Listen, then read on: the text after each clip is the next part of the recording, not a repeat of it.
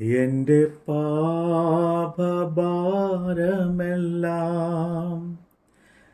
തൻ്റെ ചുമലിൽ ഏറ്റുകൊണ്ട്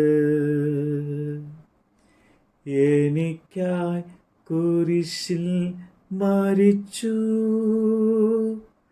എൻ്റെ യേശു എത്ര നല്ലവൻ, ഇന്നയോളം എന്നെ നടത്തി, ഇന്നയോളം എന്നെ പുലർത്തി. എൻ്റെ യേശു എത്ര നല്ലവൻ, അവൻ എന്നുമെന്നും മതി ആയവൻ. ലൂക്കോസിന്റെ സുവിശേഷം 21 അധ്യായം. അവൻ തലപൊക്കി ധനവാന്മാർ ഭണ്ഡാരത്തിൽ വഴിപാട് ഇടുന്നത് കണ്ടു. ദരിദ്രയായൊരു വിധവ 2 കാശ് ഇടുന്നതും കണ്ടിട്ട് അവൻ, ഈ ദരിദ്രയായ വിധവ എല്ലാവരെക്കാളും അധികം ഇട്ടിരിക്കുന്നു എന്ന് ഞാൻ സത്യമായിട്ട് നിങ്ങളോട് പറയുന്നു. എല്ലാവരും തങ്ങളുടെ സമൃദ്ധിയിൽ നിന്നല്ലോ വഴിപാട് ഇട്ടത്, ഇവളോ തൻ്റെ ഇല്ലായ്മയിൽ നിന്ന് തനിക്കുള്ള ഉപജീവനം ഒക്കെയും ഇട്ടിരിക്കുന്നു. ചിലർ ദേവാലയത്തെക്കുറിച്ച് അത് മനോഹരമായ കല്ലുകളാലും വഴിപാടുകളാലും അലങ്കരിക്കപ്പെട്ടിരിക്കുന്നു എന്ന് പറഞ്ഞപ്പോൾ, ഈ കാണുന്നതിൽ ഇടിഞ്ഞു പോകാതെ കല്ല് കല്ലിന്മേൽ ശേഷിക്കാത്ത കാലം വരും എന്ന് അവൻ പറഞ്ഞു. ഗുരു, അത് എപ്പോൾ ഉണ്ടാകും? അത് സംഭവിക്കാനുള്ള ലക്ഷണം എന്ത് എന്ന് അവർ അവനോട് ചോദിച്ചു. അതിന് അവൻ, ആരും നിങ്ങളെ തെറ്റിക്കാതിരിപ്പാൻ സൂക്ഷിച്ചുകൊള്ളുവിൻ.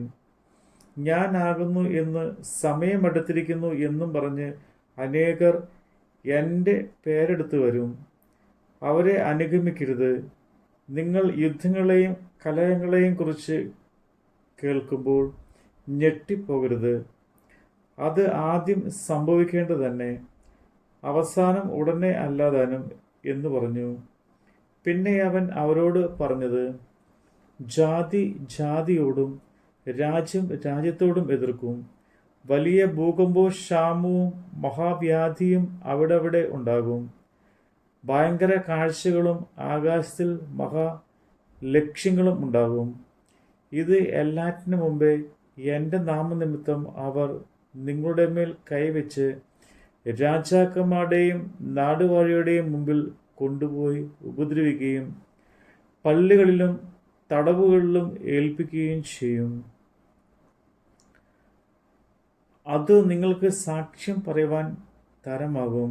ആകയാൽ പ്രതിവാദിപ്പാൻ മുമ്പ് കൂട്ടി വിചാരിക്കപ്പെടേണ്ടതിന് മനസ്സിൽ ഉറച്ചുകൊള്ളുവിൻ. നിങ്ങളുടെ എതിരാളികൾക്ക് ആർക്കും ചെറുപ്പാനോ എതിർപ്പാനോ കഴിയാത്ത വാക്കും ജ്ഞാനവും ഞാൻ നിങ്ങൾക്ക് തരും. എന്നാൽ അമ്മയപ്പന്മാർ, സഹോദരന്മാരും ചാർച്ചക്കാരും ചങ്ങാതികളും നിങ്ങളെ ഏൽപ്പിച്ചു കൊടുക്കുകയും നിങ്ങളിൽ ചിലരെ കൊല്ലിക്കുകയും ചെയ്യും. എൻ്റെ നാമനിമിത്തം എല്ലാവരും നിങ്ങളെ പായിക്കും. നിങ്ങളുടെ തലയിലെ ഒരു രോമം പോലും നശിച്ചു പോവുകയില്ലാതാനും. നിങ്ങൾ ക്ഷമ കൊണ്ട് നിങ്ങളുടെ പ്രാണനെ നേടും. സൈന്യങ്ങൾ യെരൂശലേമിലെ വളഞ്ഞിരിക്കുന്നത് കാണുമ്പോൾ അതിൻ്റെ ശൂന്യകാലം അടുത്തിരിക്കുന്നു എന്ന് അറിഞ്ഞുകൊള്ളുവിൻ. അന്ന് യഹൂദയിലുള്ളവർ മലകളിലേക്ക് ഓടിപ്പോകട്ടെ, അതിലെ നടുവിലുള്ളവർ പുറപ്പെട്ടു പോകട്ടെ. നാട്ടിൻപുറമ്പിലുള്ളവർ അതിൽ കടക്കരുത്. എഴുതിയിരിക്കുന്നത് എല്ലാം നിവൃത്തിയാകേണ്ടതിന് ആ നാളുകൾ പ്രതികാരകാലം ആകുന്നു. ആ കാലത്ത് ഗർഭിണികൾക്കും മുല കുടിക്കുന്നവർക്കും അയ്യോ കഷ്ടം. ദേശത്ത് വലിയ ഞെരുക്കവും ഈ ജനത്തിൽ ക്രോധവും ഉണ്ടാകും. അവർ വാൽത്തലയാൽ വീഴുകയും അവരെ സകല ജാതികൾക്കും ബന്ധന്മാരായി കൊണ്ടുപോവുകയും ജാതിയുടെ കാലം തികയോളം ജാതികൾ യെരൂശലേം ചവിട്ടിക്കളയുകയും ചെയ്യും. സൂര്യനിലും ചന്ദ്രനിലും നക്ഷത്രങ്ങളിലും ലക്ഷ്യങ്ങൾ ഉണ്ടാകും. കടലിൻ്റെയും ഓളത്തിൻ്റെയും മുഴക്കം നിമിത്തം ഭൂമിയിലെ ജാതികൾക്ക് നിരാശയോടുകൂടിയ പരിഭ്രമം ഉണ്ടാകും. ആകാശത്തിൻ്റെ ശക്തികൾ ഇളകി പോകുന്നതിനാൽ ഭൂലോകത്തിന് എന്ത് ഭവിപ്പാൻ പോകുന്നു എന്ന് പേടിച്ചു നോക്കി പാർത്തും കൊണ്ട് മനുഷ്യർ നിർജീവന്മാർ ആകും.